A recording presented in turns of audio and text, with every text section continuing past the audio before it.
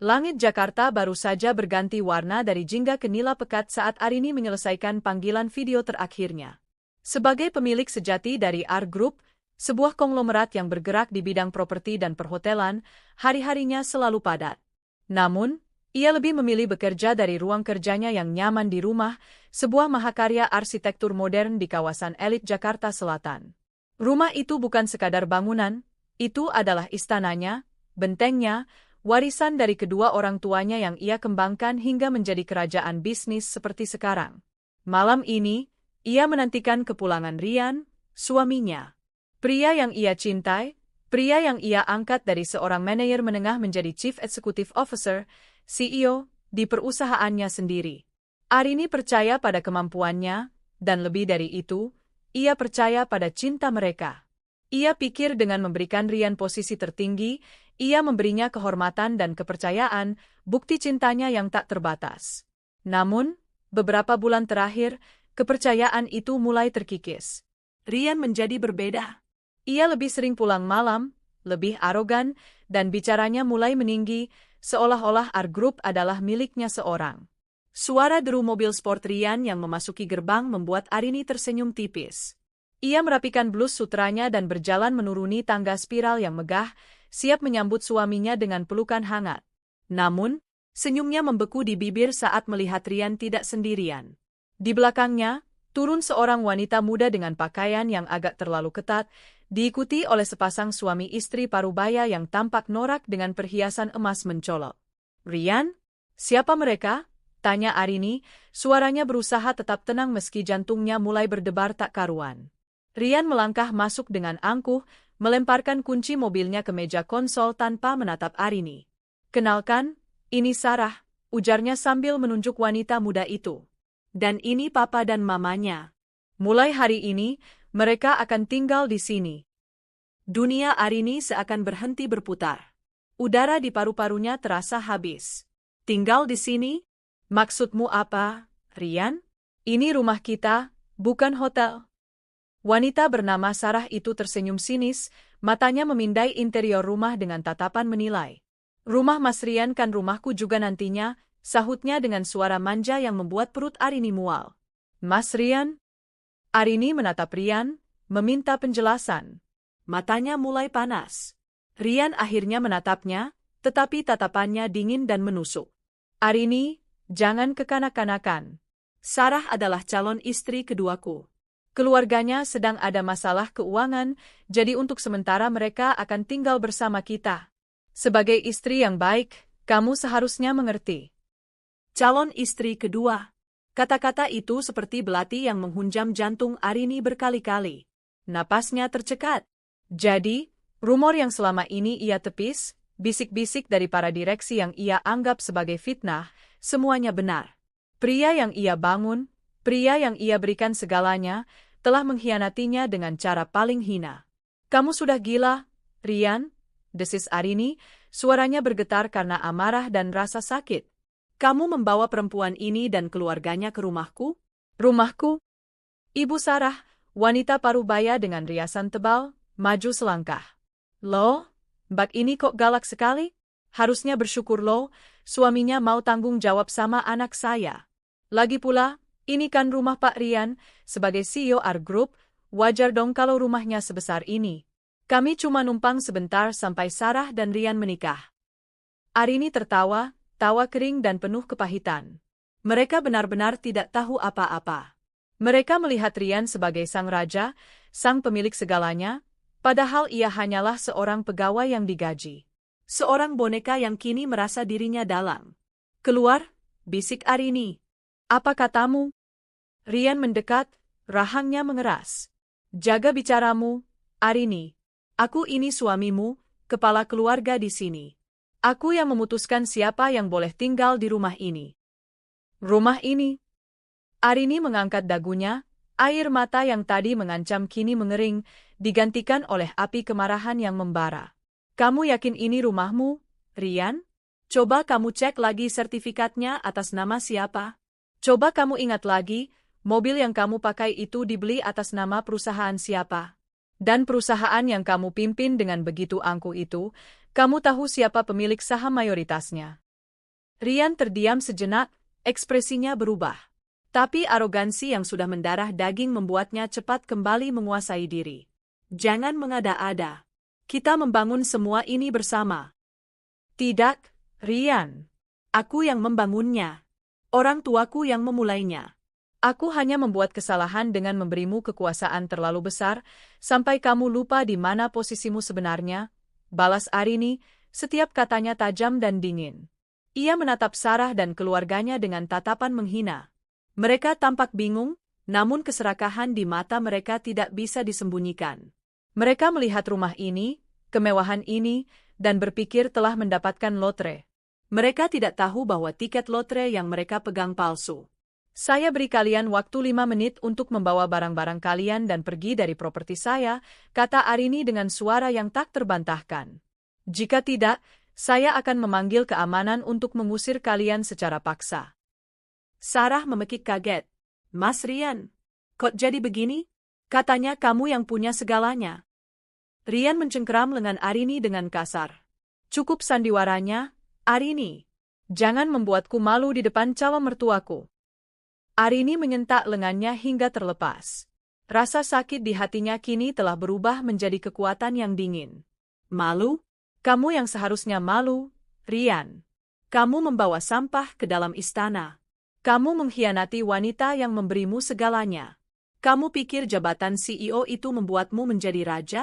Kamu salah besar. Jabatan itu adalah hadiah dariku. Dan hadiah bisa kuambil kembali kapan saja. Arini mengeluarkan ponselnya, tatapannya tak lepas dari wajah Rian yang mulai pucat.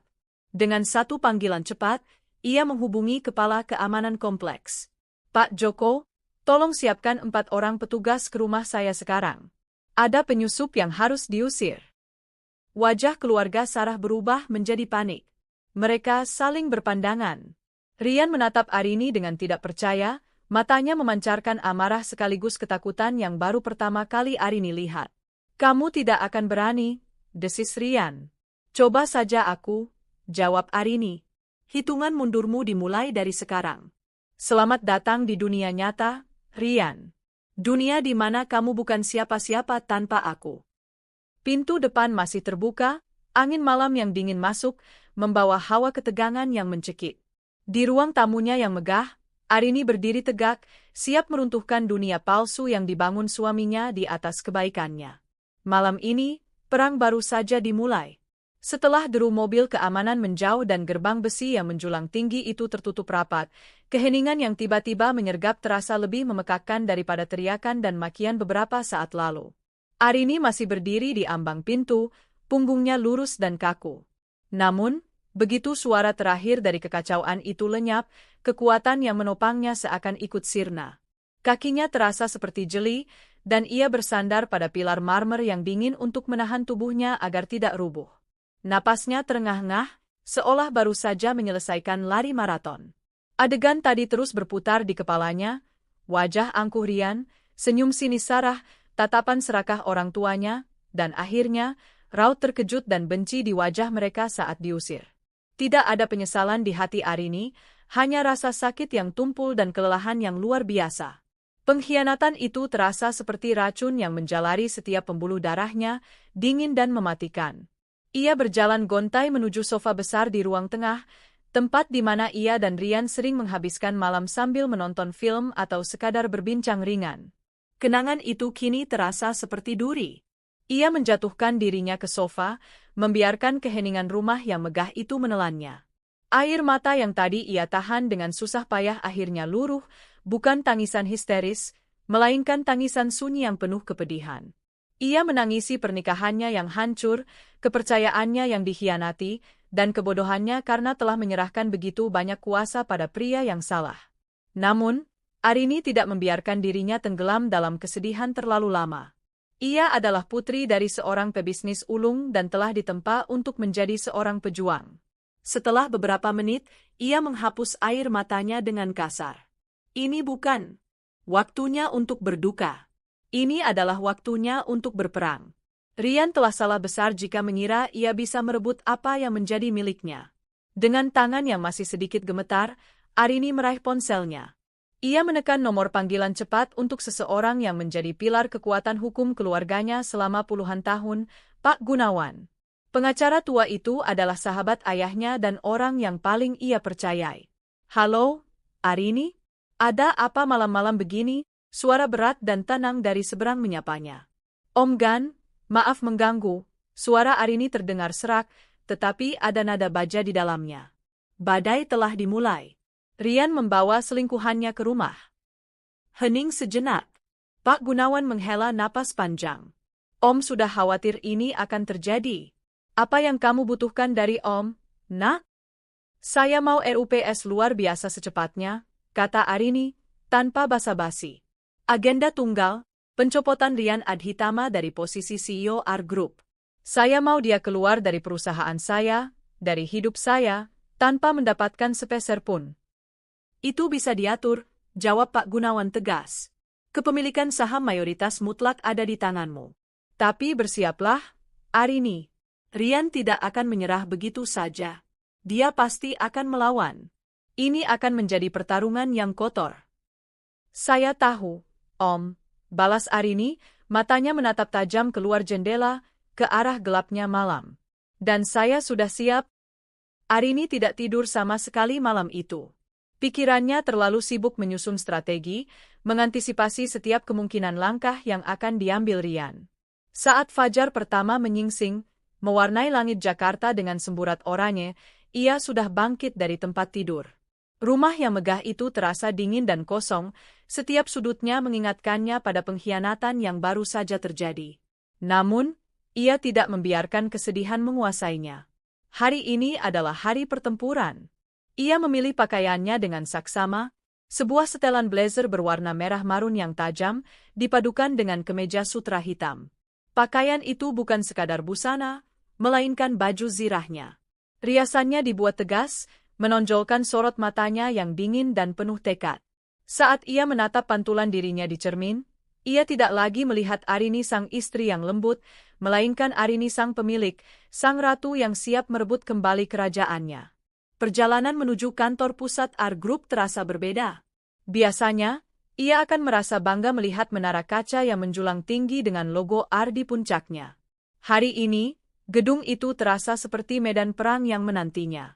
Begitu ia melangkah masuk ke lobi, suasana tegang langsung terasa.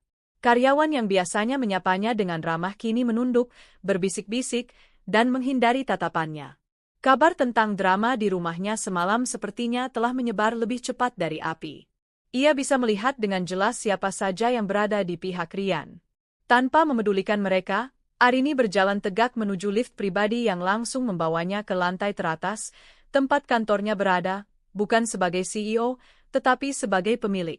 Di ruangannya, tim hukum dari firma Pak Gunawan sudah menunggunya. Mereka langsung menyajikan setumpuk dokumen.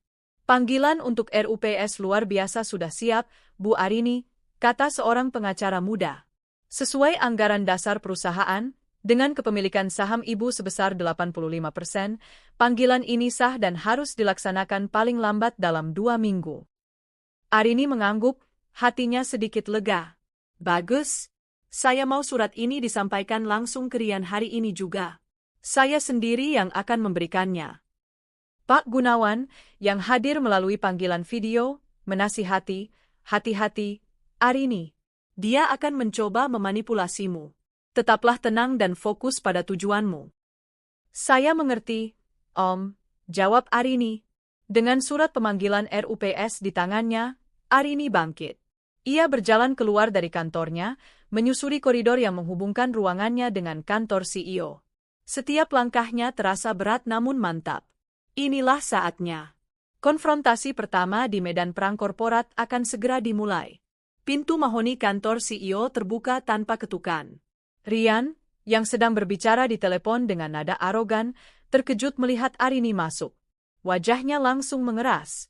Kita bicara nanti, katanya sebelum menutup telepon dengan kasar. Apa maumu kemari? Tanya Rian dingin, matanya menatap Arini dengan kebencian. Arini tidak menjawab. Ia berjalan dengan tenang ke meja Rian yang besar dan megah, meja yang dibelinya sebagai hadiah ulang tahun untuk Rian 2 tahun lalu. Tanpa sepatah kata pun, Ia meletakkan amplop coklat berisi surat pemanggilan RUPS di atas meja, tepat di depan Rian. Rian menatap amplop itu, lalu ke wajah Arini. Apa ini? Baca saja sendiri, jawab Arini singkat. Itu adalah awal dari akhir kekuasaanmu, Rian. Nikmati posisimu selagi bisa. Waktumu tidak banyak lagi. Setelah mengatakan itu, Arini berbalik dan berjalan keluar ruangan dengan langkah mantap, meninggalkan Rian yang tertegun menatap surat yang akan meruntuhkan seluruh dunia kebohongannya. Hening yang ditinggalkan Arini terasa lebih menggelegar daripada bantingan pintu. Selama beberapa detik, Rian hanya menatap amplop coklat itu seolah-olah benda itu adalah seekor ular berbisa yang siap mematuknya. Tangannya, yang beberapa saat lalu dengan angkuh memegang telepon, kini terasa kaku. Awal dari akhir kekuasaanmu. Kata-kata Arini bergema di telinganya, menusuk egonya yang setinggi langit. Dengan gerakan kasar, ia merobek amplop itu. Matanya dengan cepat memindai kop surat resmi dari firma hukum Gunawan Rekan, lalu berhenti pada subjek yang dicetak tebal. Panggilan rapat umum pemegang saham luar biasa, RUPSLB, R Group. Jantungnya berdebar kencang. Ia terus membaca, setiap kata terasa seperti pukulan telak di wajahnya. Agenda tunggal, permohonan pemberhentian dan penggantian Chief Executive Officer, Saudara Rian Adhitama. Silam. Rian mengumpat, suaranya serak karena amarah. Ia menyapu semua berkas di atas mejanya hingga jatuh berantakan ke lantai. Gelas kristal berisi air mineral pecah, menimbulkan suara nyaring yang memecah keheningan. Ia tidak percaya ini. Arini, wanita yang selama ini ia anggap sebagai boneka cantik yang penurut, berani melakukan ini padanya. Wanita yang seharusnya berterima kasih karena telah ia bantu menjalankan perusahaan, kini mencoba menendangnya keluar. Pikirannya langsung tertuju pada sumber masalahnya. Dengan tangan gemetar karena marah, ia menekan nomor Sarah. Panggilan itu langsung dijawab dengan suara rengekan. Mas Rian, gimana ini? Kita diusir. Kita mau tinggal di mana? Diam, bentak Rian, membuat Sarah terkesiap di seberang telepon. Ini semua gara-gara kamu dan keluarga Matremu itu. Kalau saja kalian tidak serakah dan memaksaku untuk membawa kalian ke rumah, semua ini tidak akan terjadi. Kamu sudah menghancurkan segalanya. Kok mas nyalahin aku? Balas Sarah, suaranya kini meninggi, bercampur isak tangis. Mas sendiri yang janji mau nikahin aku. Mas yang bilang mas itu raja di sana, yang punya segalanya. Ternyata mas cuma pembohong. Terdengar suara ibu Sarah merebut telepon. Heh, Rian. Jangan salahkan anak saya. Kamu yang tidak becus. Katanya CEO hebat, kok lawan istri saja tidak bisa? Mana tanggung jawabmu? Rian merasa muak. Suara-suara cempreng itu kini terdengar seperti lolongan anjing liar. Mereka bukan sekutu, melainkan lintah yang hanya ingin mengisap hartanya. Harta yang kini terancam lenyap. Dengar kalian semua, desisnya dengan nada mengancam. Jangan hubungi aku lagi. Urus masalah kalian sendiri. Hubunganku dengan kalian selesai. Ia mematikan telepon sebelum mereka sempat membalas, lalu melempar ponselnya ke sofa. Kepalanya pening. Ia berjalan mondar-mandir di ruangannya yang luas, otaknya bekerja keras. Ia tidak akan kalah. Ia tidak mungkin kalah. Ia telah membangun jaringan kekuasaan di perusahaan ini. Banyak kepala divisi dan manajer yang berutang budi padanya. Beberapa anggota Dewan Komisaris adalah teman main golfnya. Mereka lebih loyal padanya daripada pada Arini yang jarang muncul di kantor. Arogansinya kembali mengambil alih. Ia mengambil napas dalam-dalam, menenangkan dirinya. Ini hanya gertakan dari seorang istri yang cemburu. Arini tidak mengerti bisnis. Ia hanya tahu cara menghabiskan uang. Rian meraih gagang telepon di mejanya, kali ini menghubungi Budi, direktur keuangan sekaligus orang kepercayaannya. Bud, ke ruanganku sekarang. Ada gempa, perintahnya singkat. Sementara itu, berita tentang RUPS luar biasa menyebar di seluruh penjuru menara R Group. Email resmi dari tim legal telah dikirimkan ke seluruh jajaran direksi, komisaris, dan pemegang saham minoritas. Dalam sekejap, atmosfer kantor berubah menjadi tegang. Para karyawan yang tadinya sibuk bekerja kini berkumpul dalam kelompok-kelompok kecil, berbisik-bisik dengan wajah cemas. Mereka terbelah menjadi dua kubu. Kubu Rian, yang terdiri dari para eksekutif muda yang diangkat olehnya, merasa cemas akan nasib mereka. Kubu Arini, yang sebagian besar adalah karyawan senior yang telah mengabdi sejak era ayah Arini, merasakan secercah harapan. Sang ratu akhirnya kembali untuk merebut tahtanya. Di lantai teratas, Arini duduk dengan tenang di ruangannya, dikelilingi oleh tim hukumnya. Wajahnya tidak menunjukkan emosi, namun matanya menyiratkan fokus yang tajam. Saya mau laporan audit pengeluaran Rian selama 2 tahun terakhir, perintahnya kepada salah satu pengacara. Periksa semua tagihan kartu kredit perusahaan, biaya perjalanan dinas, klaim entertainment. Saya mau tahu setiap rupiah yang ia keluarkan, terutama yang tidak ada hubungannya dengan kepentingan perusahaan. Pak Gunawan, yang terhubung melalui layar besar, mengangguk setuju. Langkah yang bagus, Arini. Kita tidak bisa hanya mengandalkan sentimen.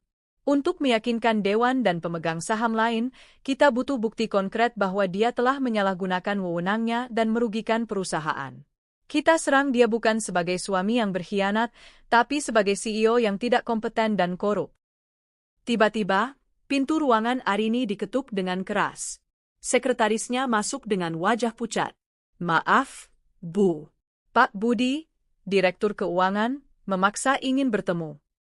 Suruh dia masuk, kata Arini dengan tenang. Budi masuk dengan wajah tegang. Ia adalah pria berusia 40-an yang karirnya meroket berkat Rian. Bu Arini, dengan segala hormat, mulainya tanpa basa-basi. Apa yang Ibu lakukan ini sangat tidak bijaksana. Mengganti CEO secara tiba-tiba akan mengguncang pasar. Harga saham kita bisa anjlok. Investor akan kehilangan kepercayaan. Pak Rian telah membawa perusahaan ini ke level yang lebih tinggi. Arini menatap Budi dengan dingin. Level yang lebih tinggi, katamu? Atau utang yang lebih tinggi? Proyek-proyek mercusuar yang marin keuntungannya tipis? Aku sudah melihat laporan keuangan awal, Pak Budi, dan aku tidak terkesan.